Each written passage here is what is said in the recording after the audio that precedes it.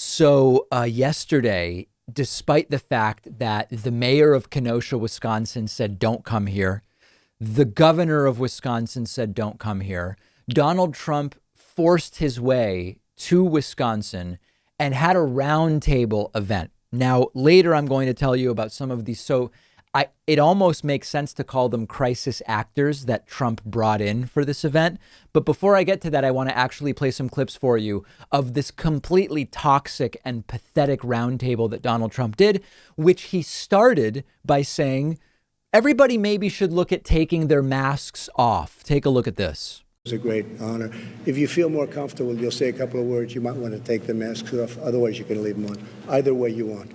Look how fast you took that. So again, the language of pandemic, we beat that. That's over. We got past the pandemic already.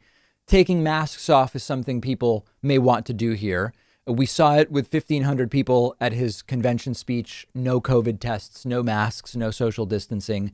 We're continuing to see this attitude of the pandemic is in the past. It's not really a thing anymore. Trump then again using this analogy about when police sometimes choke.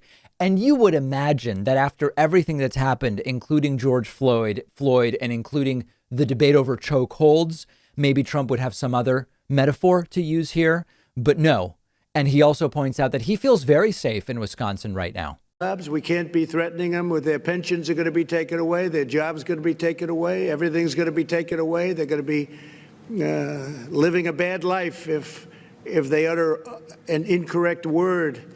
You can't do it. We have to have our law enforcement. We cherish our law enforcement. We wouldn't be here without our law enforcement. Even me, I'm here today. I feel so safe. And you went through hell just a few days ago, but I feel so safe. I better be safe, right? I better be safe. But we're all safe, and we're safe because of law enforcement. And we honor you. And I will say this, we have to condemn the dangerous anti-police rhetoric. It's getting more and more. It's very unfair. You have some bad apples. We all know that. And those will be taken care of through the system. And nobody's going to be easy on them either. And you have people that choke. They're under tremendous, I said it yesterday, I said it last night. They're under tremendous pressure. So Trump kind of floated this idea in that strange interview with Laura Ingraham that he did on Sunday night, I believe it was. Or no, wait, actually it was Monday night, where he said, you know, sometimes police choke sort of like when you miss a 3-foot putt in golf, which was not the most fine-tuned and delicate analogy that maybe he could have done. And particularly in light of George Floyd and everything else, choking is probably not the word I would be using.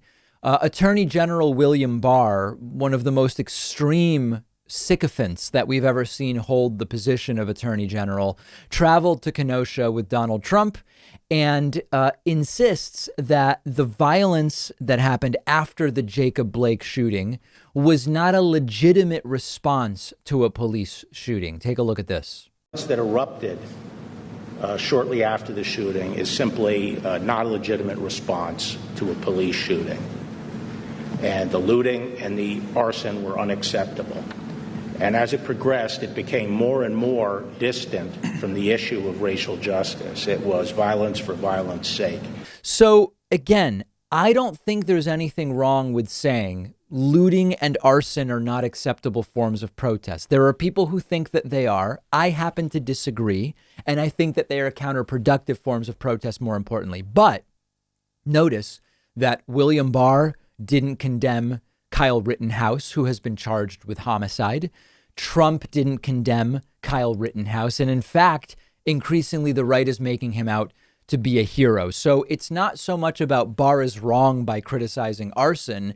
It's that just focusing on arson by leftists is, number one, completely out of sync with what is actually happening on the ground. And number two, ignoring more than half of the story.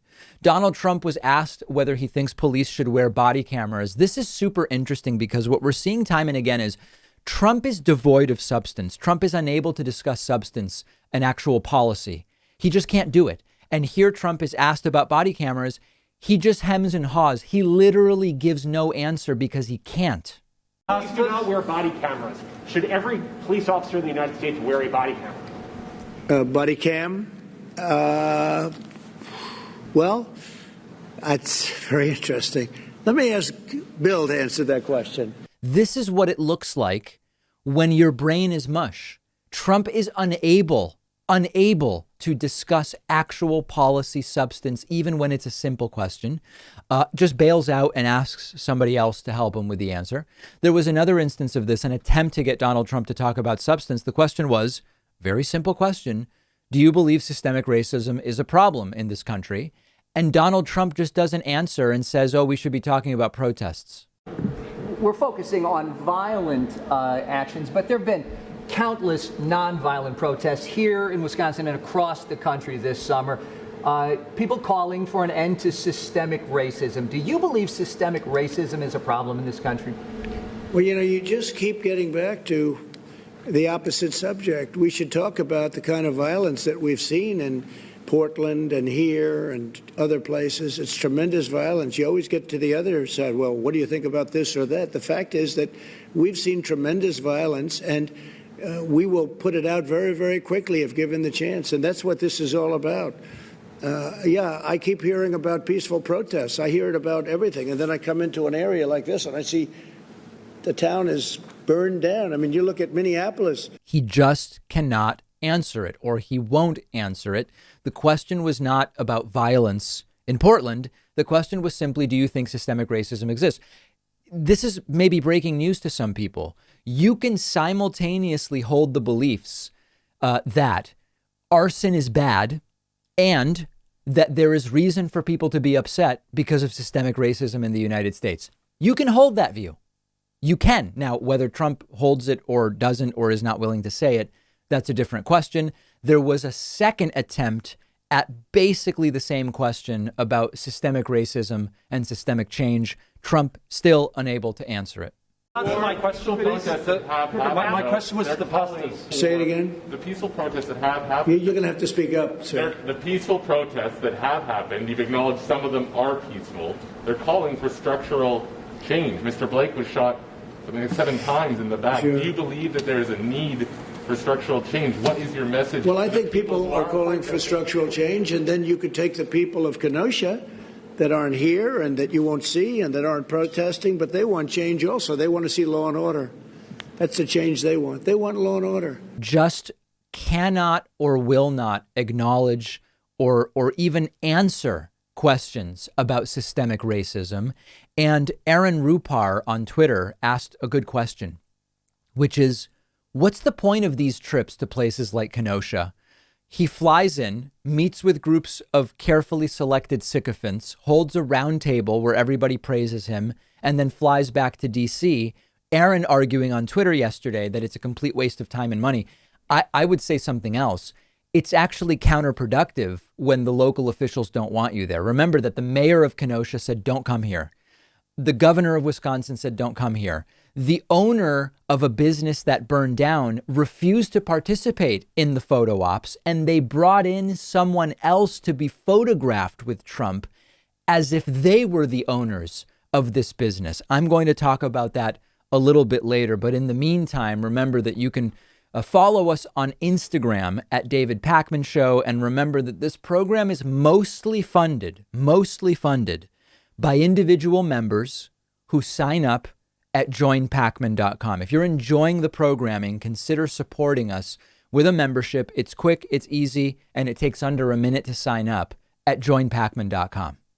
Privacy.com is one of our sponsors, and they're giving you $5 just for using their free service at privacy.com/Pakman. Privacy is a service I've been using for a while now. I love it. It saves me a bunch of headaches. It's completely free, and it's very quick to set up. And here's how it works. When you pay for something online or over the phone, instead of exposing your real credit card number, Privacy lets you generate virtual card numbers. The payments are withdrawn from your checking account, but your real card number stays completely private, and you do it all with one click. You can autofill the card number in your web browser, on the phone. You can create 12 virtual cards a month. You can set spending limits, freeze them, delete them whenever you want. I especially love it for free trials where you need to give a credit card number, because I can destroy the virtual card number as soon as I give it to the company, and I know I won't be charged in the future.